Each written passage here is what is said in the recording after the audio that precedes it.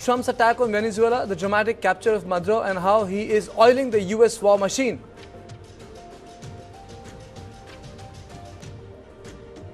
On Point 2, we take a deep dive into PM's heartfelt block on the story of the survival of Somnath Temple ahead of the Swabhiman Parv scheduled for 11th January. On Point 3, a new study reveals that the air in Delhi is not only toxic but also resistant to antibiotics.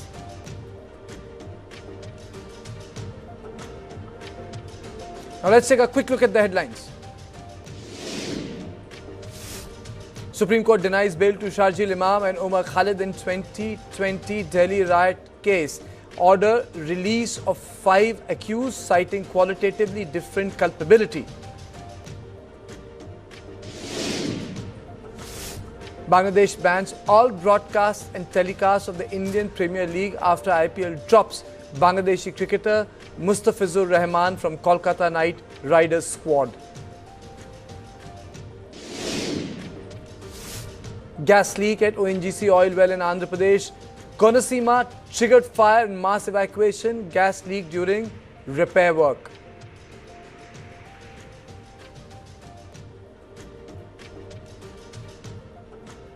In 2016, Trump's campaign and presidency was largely based on an anti-regime change narrative. His pitch was America first. It has been exactly 9 years to that. On the first day of the 2026, the U.S. President turned Venezuela into the typical American theater of war. The U.S. military captured Venezuelan President Nicolás Maduro and his wife. And merely 24 hours later, Trump has indicated that the Greenland may be next. In an interview to The Atlantic, U.S. President Donald Trump said that the U.S. needs Greenland, which falls under the territory of the Kingdom of Denmark. Here is his statement. We need Greenland from a national security situation. It's so strategic. Right now, Greenland is covered with Russian and Chinese ships all over the place. We need Greenland from the standpoint of national security. And Denmark is not going to be able to do it, I can tell you. Now, clearly, Trump is not stopping at Venezuela. He won't stop even at Greenland. The U.S. president, in a rather rejoicing tone, said that the Cuba will feel the heat of the Venezuela operation and is ready to fall.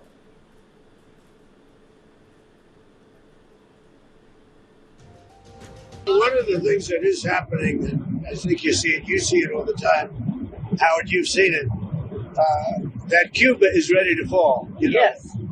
Cuba looks like it's ready to fall. I don't know if they're going to hold out.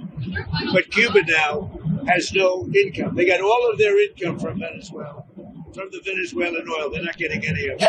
And Cuba literally is ready to fall. And you have a lot of great Cuban Americans that are going to be very happy about this. Trump also openly floated the possibility of military action against Colombia, threatened that something has to be done with Mexico, and told Tehran over growing protests that the U.S. is locked and loaded if things get out of hand in the Islamic Republic. Donald Trump has called the attack on Venezuela the Donroe Doctrine. So what is this Donroe Doctrine? It is Trump's personal touch to the Monroe Doctrine by affixing the first letter of his name to the existing Monroe Doctrine. The Monroe Doctrine was based on the 1823 declaration by the 5th U.S.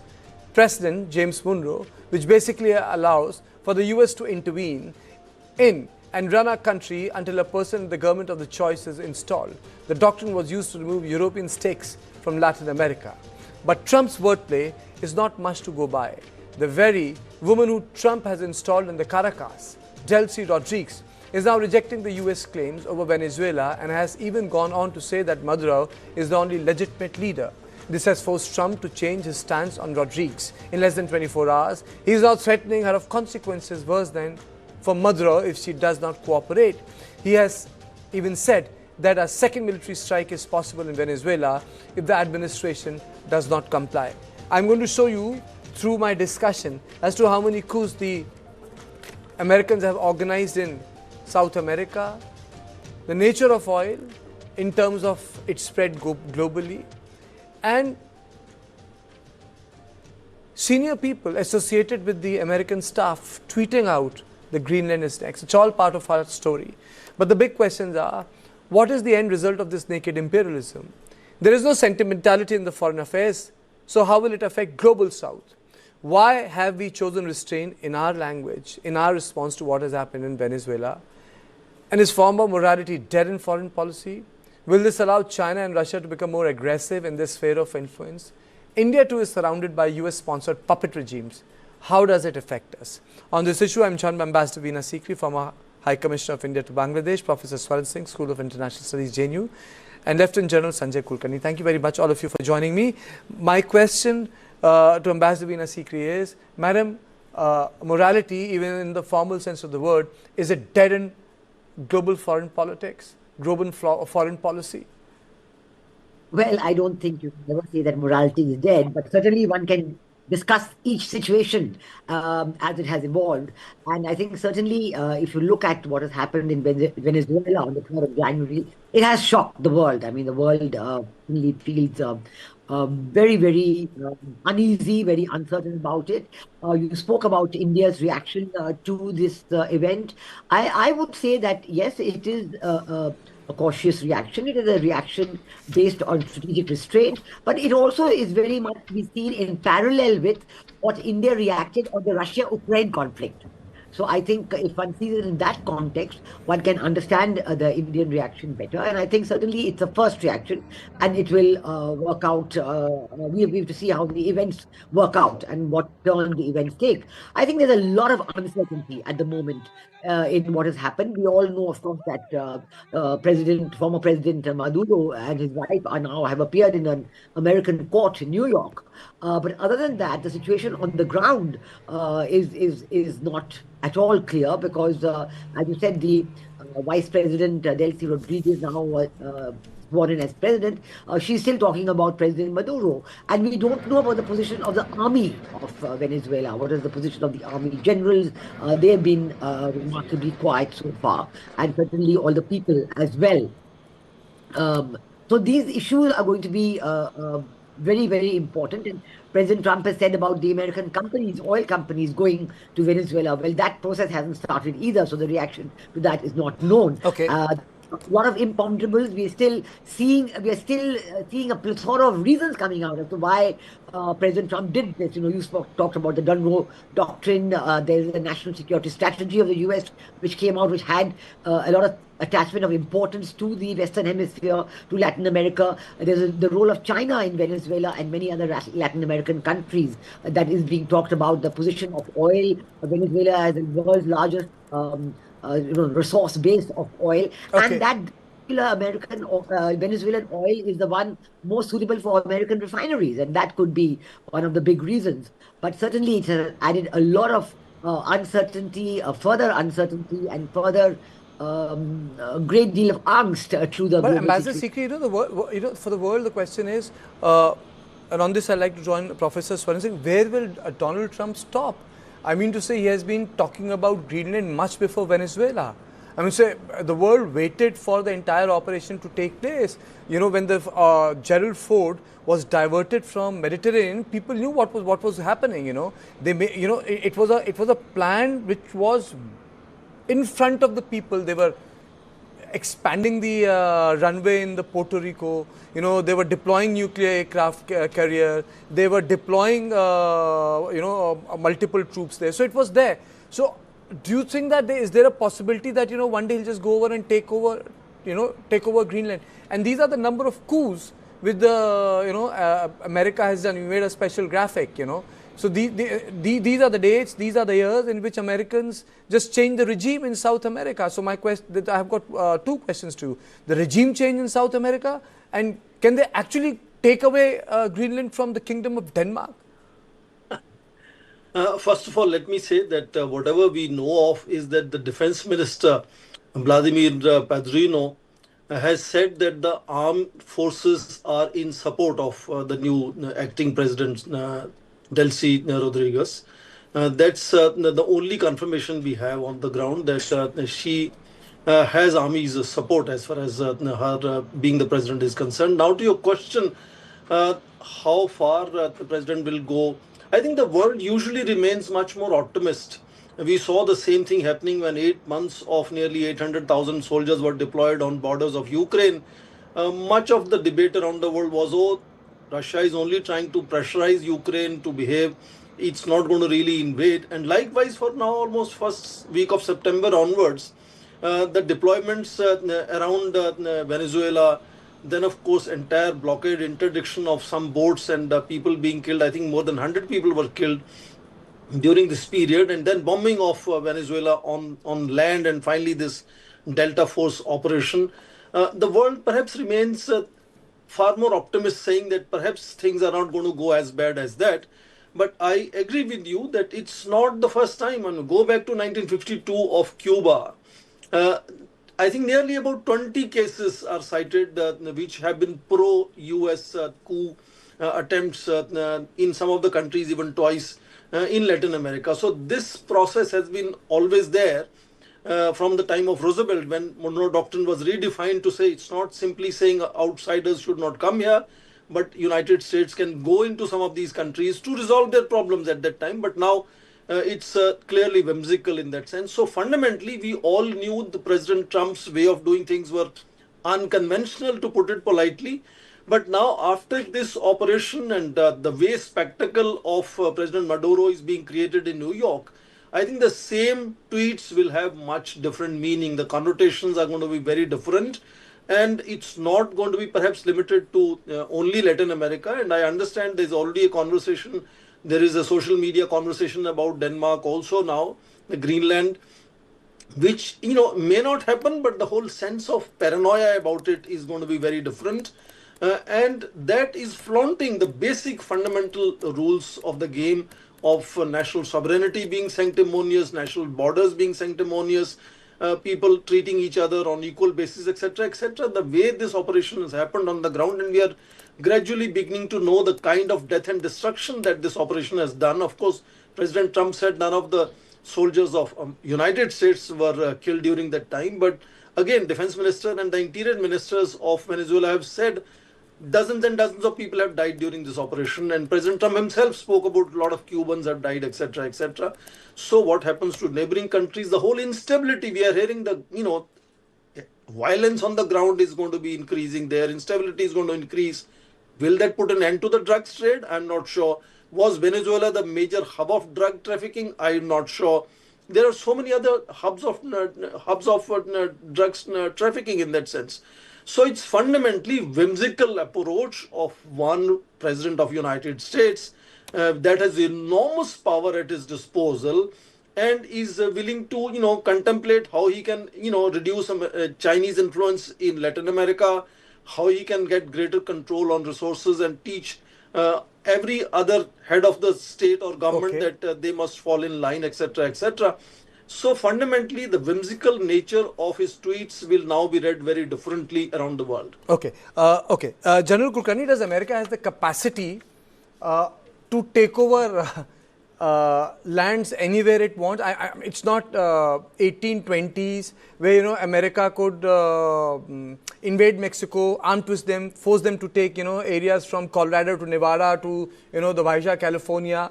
That's how they expanded, or they purchased Alaska from the Russians. Do you think this sort of do they really have that military pull to take over lands, govern it? Is it possible? Because ultimately it boils down to the military. If you want to take over, it boils down to men standing there.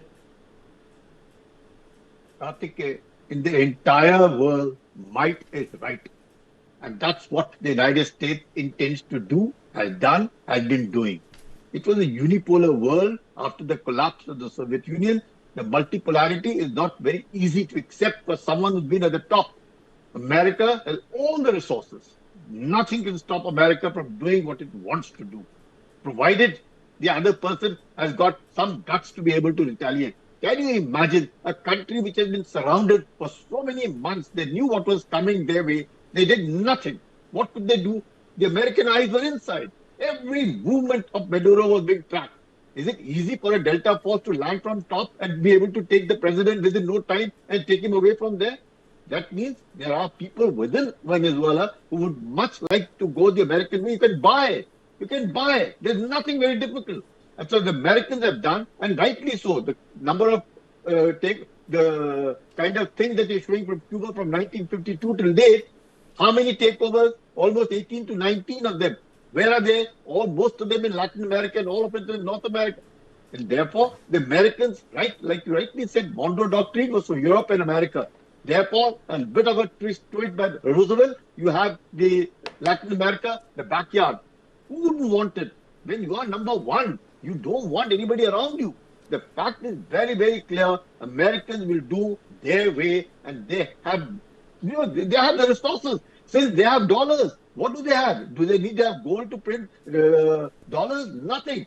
After the deal with Saudi Arabia, where since 1971, that every deal will be in dollars when it comes to oil. That's it. If Chinese decide to do it in yuan, or Russians decide to do it otherwise, Iran decides to do it otherwise, obviously the Americans who are number one feel threatened. And once they are threatened and they have the power, they've shown it. They've shown it. Imagine who thought Russia would take so long with Ukraine? What stopped? Russia is fighting 32 countries. It's not easy. And therefore, all of it, Americans have it. Look what they've done in Israel. Look what they've done in Iran. Is there anyone who can stop America today? Nobody can stop America. If the whole world gets together, even that is not possible. It's impossible right now. And therefore, the Americans have to be said. Now, look at the way the American president is openly saying, Greenland next 2 months. You see the lady wife of this thing, Miller, stating it there. Well, after Venezuela, it's Greenland. And rightly so, because again they feel, if the American president says they are Russians, Americans, the Chinese, all around Arctic, therefore he feels certain. Americans who have, the resources are meant for what? The resources are meant to be used. The resources are meant to be you're basically saying that the world is not prepared or not powerful enough to deal with American unilateralism in terms of military. But Ambassador Sikri, and please be very straight on it, then what happens to Global South, ma'am? What happens to BRICS? Except Brazil, maybe Singapore, no other country has been able to condemn it the way it should have. Then what happens to these lofty ideals and words? No, I think this will all remain. I think India's policy of strategic autonomy, its focus on multi-alignment, its membership of BRICS, its participation. We are the chair of BRICS now. So, all that will continue. It's not that we're going to give up our focus on the Global South, not at all. We're going to continue with the discussions on the Global South. I think we have to, like we are doing with Russia, Ukraine, we have to watch and see what's going to happen in Venezuela. And, of course, maybe the army has now said they accept Delcy Rodriguez as the president, but that means it is the old regime. I mean, and she's saying that the only president is the Nicolás Maduro. So, we still got a situation that we don't know within Venezuela what will happen. And we do have something like China's reaction. China is the one who had a huge... Ma'am, did you notice? It was almost like when Afghanistan's foreign minister was here, the Pakis bombed Kabul, and when that high-level delegation was in Caracas, they decided to invade Venezuela, madam. Yes. That's true. And I think that China is the one, because they are worried about many things. They are worried about, the commitments the Venezuelan government owes their money on the DRI projects. The oil they are buying from Venezuela. What will happen to that? Although it's not such a big percentage of what China is importing, but still they had a big presence. China's entire presence in Latin America now seems to be at stake, and that is something that they are going to be looking at very seriously. And they're talking about the legal route, they're talking about all kinds of discussions within China going on this point.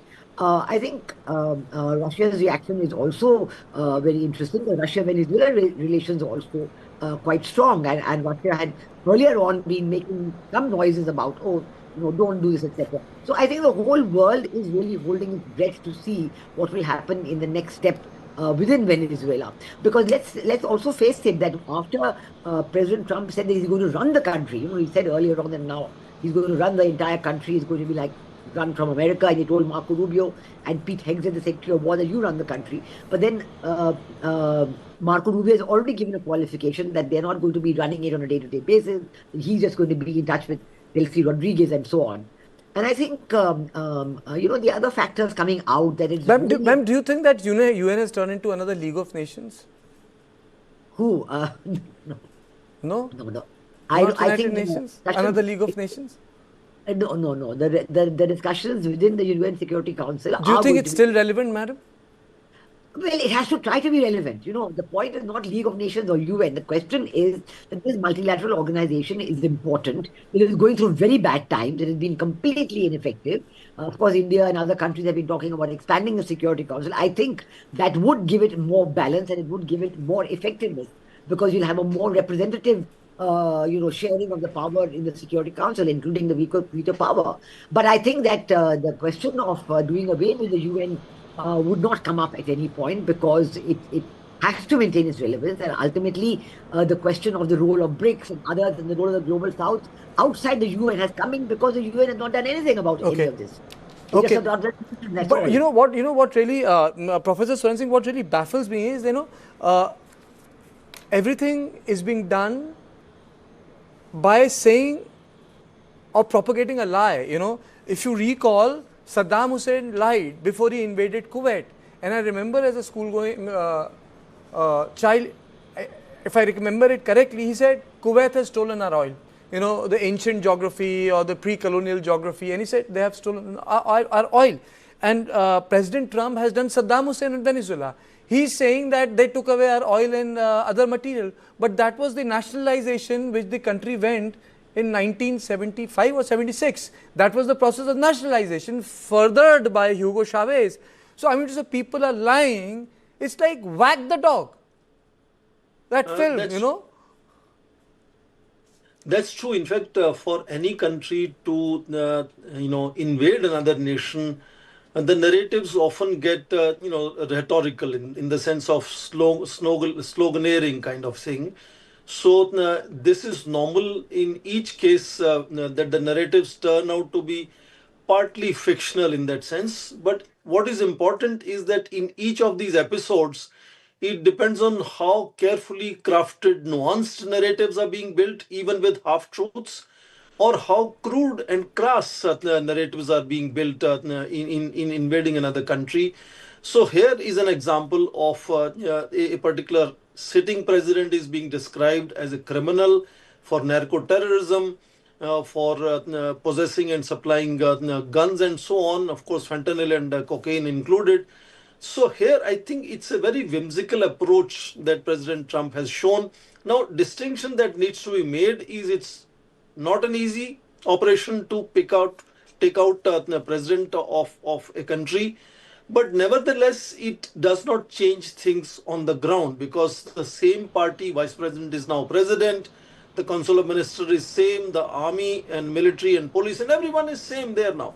And if the entire nation, as US assessment says, was involved in drug trafficking, which is unnecessary hyperbole in some ways, then the ground situation doesn't change. So it's one thing to pick out head of a state. It's even another thing to physically occupy. So they were blowing up dinghies and then took away the president. But to govern that nation is an enormous challenge, and that's why people like Joseph Nye had said very clearly, hard power is not going to give America global governance. Therefore, he spoke of soft power, smart power, and so on. We are back to use of hard power, and that is not going to lead anywhere in terms of global leadership of United States. General Kulkarni, do you think that this time America will put boots on the ground after Afghanistan, Iraq, Vietnam is long ago? But do you think that they can do something like that, or they're going to stay away from boots on the ground? They will not put boots on the ground. They will ensure that the oil industry, because it is the one produces hard crude, and the one that is now in America is soft. So there's a lot of difference, and all the refineries in America are almost geared for Saudi Arabian crude or the Venezuelan crude, and therefore the crude will definitely fall. 18% over there, 16% in Saudi Arabia, 10% in Canada, 8% in Iraq, 6% in Kuwait, another 7% in America. Imagine all of it, over 60% of the crude oil in the hands of America. That's what the Americans want, and that was very, very clear. You don't pay $800 billion, touching virtually $1 trillion very soon on defense. Next 15 countries can't match up America. What are we talking about? Yes, we can condemn. We can say all that what the Americans have done is wrong. It should not be done. UN is defunct. Everyone is defunct. Nobody. We can only scream and say all that Americans have done is wrong. But Americans are looking at their interest. If Chinese are looking at their interest, all others have seen their interest. They are seeing their interest. And they said that so clearly. Monroe Doctrine, Roosevelt has said time and again, Latin America is our backyard. Of course, what I wanted, I will not let others do it. That's okay. You have the power, you have the dollars, you have the army, you have everything. And the Americans have used it the way they want to do it, because the whole world is right now not able to stand against America. Okay. So, let me take closing comment from Ambassador Singh. Madam, do you think it's going to harden the position of Russia and China, in terms of the special operation that the Russians are doing in Ukraine? And what the Chinese did in Taiwan? Yeah, there's a very cynical view going around that this whole thing has been pre-arranged, and that America will take Venezuela and possibly Greenland, Russia will take Ukraine, and China will take Taiwan. This is a very cynical view that this is all these three countries taking it around. So let's see whether that works out, or whether the peace plan for Ukraine is going to go anywhere. So, Madam, look at this. This is what the wife of the Deputy Chief of Staff has tweeted. Yes. I mean, to say it's so unacceptable. So there are no red lines.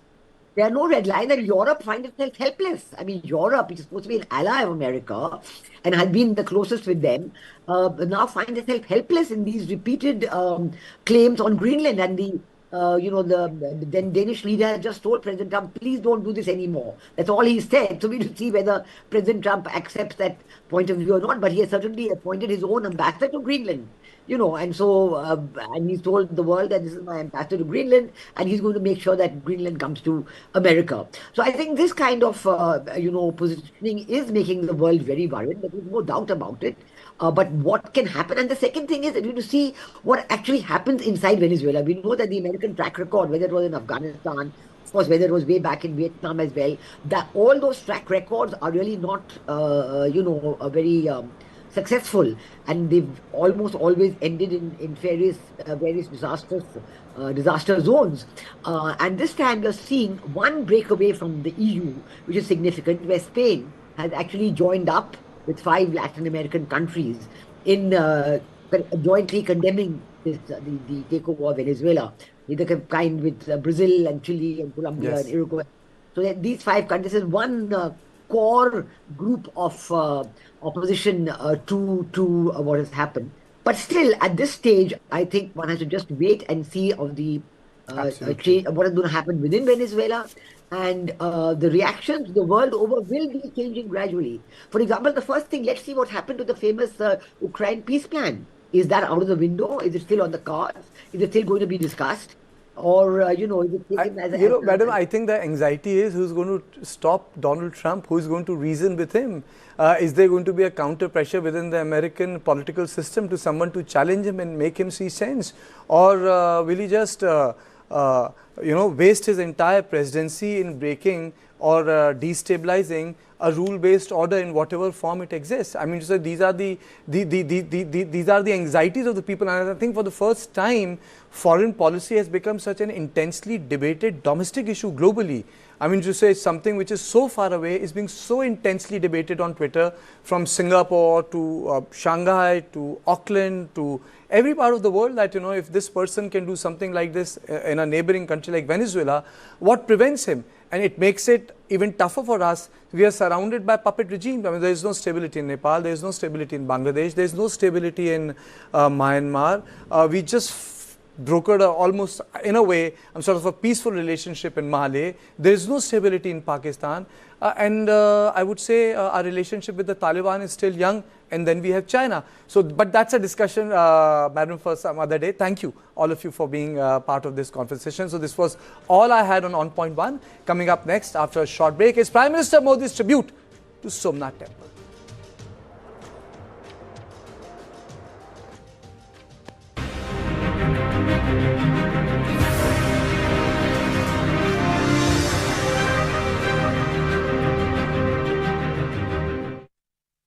"2026, take notes. Manifesting. For my little Miss Sunshine, tickles and giggles. Also wanna be a biker chick this time. And dear 2026, only love for my people and myself. To manifest